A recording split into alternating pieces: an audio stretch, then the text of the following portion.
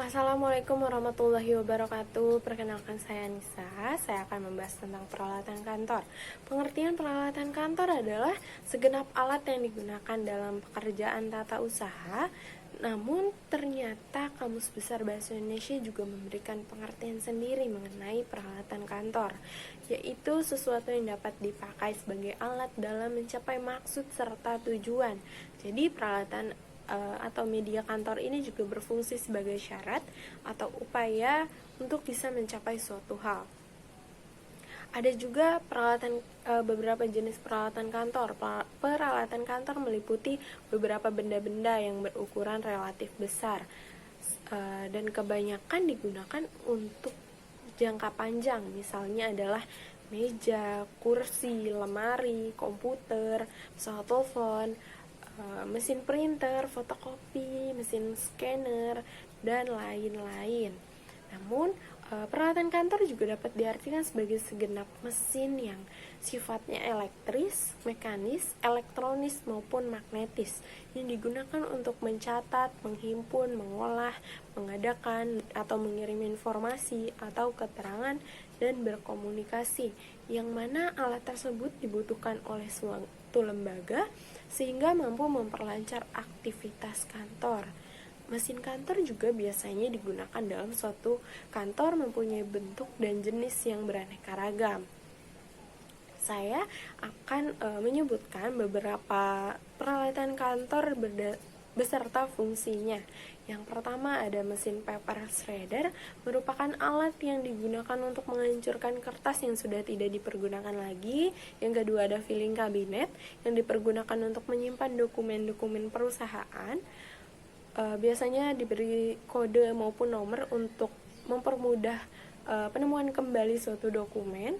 Yang ketiga ada perforator, yang digunakan untuk melubangi suatu kertas atau dokumen sebelum dokumen tersebut diarsipkan atau disimpan.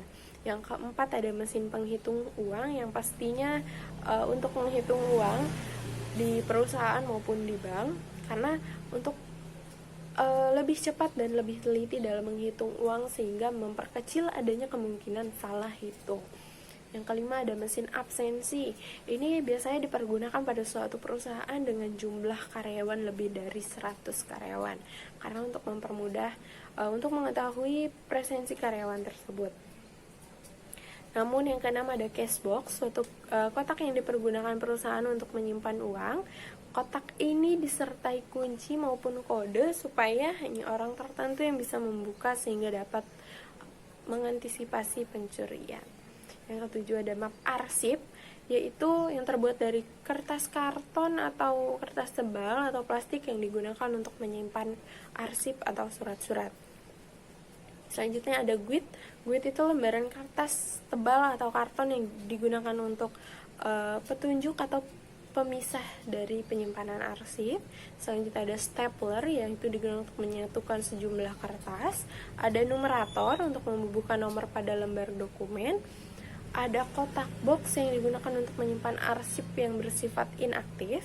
Ada alat sortir untuk memisahkan surat atau rekat yang diterima, diproses, dikirimkan, dan disimpan ke dalam folder masing-masing. Ada label yang memberi judul folder atau biasanya diletakkan pada bagian tab dari sebuah folder. Ada tickler file yang terbuat dari kayu atau besi untuk menyimpan arsip membentuk kartu atau lembaran yang berukuran kecil seperti lembar pinjam arsip atau kartu lain yang memiliki jatuh tempo. Selanjutnya ada Cardex cabinet untuk menyimpan kartu indeks dengan menggunakan laci-laci yang dapat ditarik keluar memanjang. Ada microfilm, itu dimana arsip direkam pada film dalam ukuran yang diperkecil untuk memudahkan penyimpanan dan pengamanan. Ada komputer, peralatan elektronik yang dapat melakukan pekerjaan secara sistematis berdasarkan instruksi program yang diberikan. Ada flash disk yang digunakan untuk menyimpan arsip dalam bentuk yang khusus seperti flash disk, CD, kaset, dan sebagainya.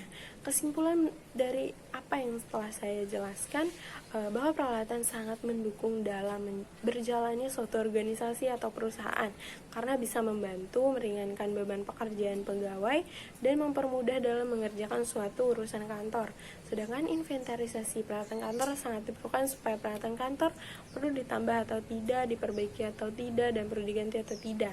Dengan adanya keterkaitan dan pengetahuan antara peralatan kantor dan inventarisasi, peralatan kantor akan memudahkan peralatan kantor berjalan dengan efektif dan efisien. Sekian dari saya, kurang lebih mohon maaf. Wassalamualaikum warahmatullahi wabarakatuh.